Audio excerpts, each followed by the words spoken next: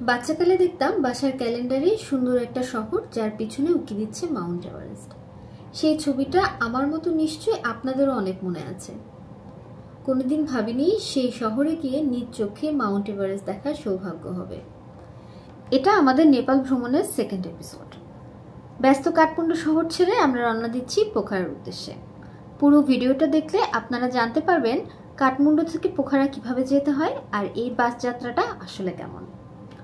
সকাল 6টার দিকে হোটেল থেকে চেক আউট করে আমরা হেঁটেই বাস স্ট্যান্ডের উদ্দেশ্যে যাত্রা শুরু করি। এছাড়াও পোখারা যেতে চাইলে আপনারা প্লেন বা প্রাইভেট ট্রান্সপোর্টেশনও ইউজ করতে পারেন। আমরা যাচ্ছি বাসে। আর সুরাকটে বাস স্ট্যান্ডটা আমাদের হোটেলের একদমই কাছে, আর এখান থেকে মূলত পোখারার উদ্দেশ্যে সবগুলো বাস ছেড়ে যায়। আমাদের খুব ইচ্ছা ছিল সোফা বাসে করে আমরা ওখান থেকে রওনা দিব, কিন্তু দুর্ভাগ্যবশত আমরা যেহেতু আগের টিকিট কাটতে পারিনি, সুতরাং সকালে গিয়ে আমরা কোনো সোফা বাসের টিকিট ম্যানেজ করতে পারিনি। আর এই সময়টা এতটাই রাশ ছিল যে সাধারণ বাসের টিকিটও পাওয়া আসলে কষ্টসাধ্য হয়ে যাচ্ছিল। পরবর্তীতে কাউন্টার থেকে একজন নেমে এসে সাহায্য করেন এবং দুটি বাসের টিকিট ম্যানেজ করে দেন।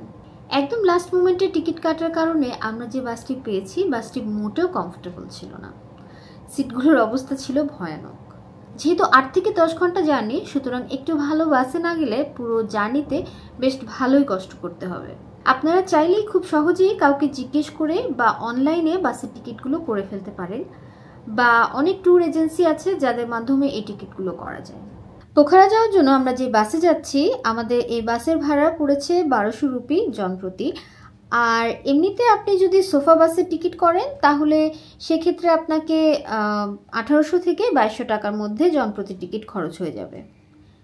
আমাদের সৌভাগ্য যে শেষ মুহূর্তে হলেও আমরা টিকিটটা ম্যানেজ করতে পেরেছি, আর ফাইনালি আমরা পোখারা যাচ্ছি। শহরটা পেরিয়ে বাসটা যখন আস্তে আস্তে সামনের দিকে এগোবে, তখন পুরো রাস্তা জুড়েই আপনার দুপাশে থাকবে মস্ত বড় বড় পাহাড়, আর থাকবে ত্রিশূলী নদী। একটু পরেই আমরা বুঝতে পারি আমাদের এই 6 ঘন্টার জার্নি কেন 8 থেকে 10 ঘন্টা লেগে যেতে পারে। কাঠমান্ডু থেকে পোখারার পুরো রাস্তা জুড়েই কাজ চলছে, যে কারণে রাস্তায় প্রচণ্ড যানজট। 1-1.5 ঘন্টা পর আমাদের জন্য একটি খাবার বিরতি দেওয়া হয়, আর যেহেতু সকাল সকাল আমাদের কিছু খাওয়ার সৌভাগ্য হয়নি, সুতরাং আমরা এই ফাঁকে আমাদের সকালের নাস্তাটা সেরে নিই। আর অবশ্যই সাথে ছিল এইরকম একটা ভিউ। বিরতি শেষ করে আবারও আমরা ছুটে চললাম পোখারার দিকে। আর রাস্তার অবস্থা যেহেতু খারাপ, আমাদের শরীরের অবস্থাও মোটামুটি 12টা বেজে গিয়েছিল। বারবার এই পাহাড়ের অজুহাত দিয়ে নিজের মনকে আর শরীরকে বোঝানোর চেষ্টা করছিলাম। আর এই 8-10 ঘন্টা জার্নিটা ছিল আমার কাছে একদমই রোলার কোস্টার রাইডের মতো। মনে হচ্ছিল আমি রোলার কোস্টার করেই পোখারা যাচ্ছি।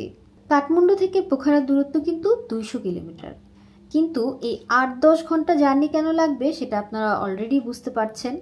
এই পাহাড়ি পথ ধরে যাওয়ার সময় আমাদের দুজনেরই মনে হচ্ছিল যে এই পাহাড়ের মাঝে শত শত বছর কাটিয়ে দেওয়া সম্ভব। পাহাড়ের জীবন মোটেও সহজ না, কিন্তু পাহাড়ের জীবন সরল আর সুন্দর। আর যারা পাহাড় প্রেমী আছেন তাদের কাছে নেপাল একদম স্বর্গ। নেপালে আসলে যে কত পদে পাহাড় দেখা যায় সেটা আমাদের সাথে এই জার্নিটা করতে থাকলে, সবগুলো ভিডিওতে সাথে থাকলে আপনারা বুঝতে পারবেন। আমরা নতুন নতুন এসব ভিডিও বানাচ্ছি, সুতরাং আমাদের যদি একটু ফলো করেন আর আমাদের ভিডিওগুলোকে লাইক দিলে আমরা খুবই খুশি হব। যখন এই ত্রিশূলী নদী পার ধরে বাস যাওয়া শুরু করলো, তখন আমাদের এই ভালো লাগা আরও কয়েকশো গুণ বেড়ে গেল। এসব কিছু দেখতে দেখতে মোটামুটি আমাদের সময় চলে যাচ্ছিল। দুপুর ঠিক 1টার দিকে আমাদের দুপুরের খাবারের জন্য বিরতি দেওয়া হয় এই জায়গাটিতে। আর এখন আমরা জনপ্রতি 500 রুপি করে এই দুটি থালি অর্ডার করি। এই রেস্টুরেন্টের ভিউটা ছিল অসাধারণ। এখান থেকে নদী সহ বেশ সুন্দর একটা ভিউ পাওয়া যাচ্ছিল। এভাবেই নদীর শব্দ শুনতে শুনতে আমাদের দুপুরের খাবারটা সেরে নিলাম। আর কিছুক্ষণ পর আবার আমাদের বাস ছুটে চললো ভাঙাচুরা আর আঁকাবাঁকা এই পথ ধরে পোখারার উদ্দেশ্যে। ঘন্টাখানেক পর দেখলাম রাস্তা পুরোটা ব্লক। জানতে পারলাম এখানে ভূমিধস হয়েছে, সুতরাং রাস্তা ক্লিয়ার হতে বেশ কিছুটা সময় লাগবে। যেহেতু এখানে অনেকটা সময় বসে থাকা লাগবে, তাই আমরা বাস থেকে নেমে একটু হাঁটাহাঁটি করলাম আর আশপাশের ভিউ এনজয় করতে লাগলাম। প্রায় 2 ঘন্টা পর আমাদের বাস আবারও যাত্রা শুরু করলো। আর সত্যি কথা বলতে কাঠমান্ডু থেকে পোখারার বাস জার্নিটা একদমই সহজ না। অবশ্যই চেষ্টা করবেন সোফা বাস বা কোনো একটা ভালো বাসে টিকিট করার। প্রায় 10 থেকে 12 ঘন্টা এই জার্নি শেষ করে ফাইনালি আমরা এখন পোখারার কাছাকাছি।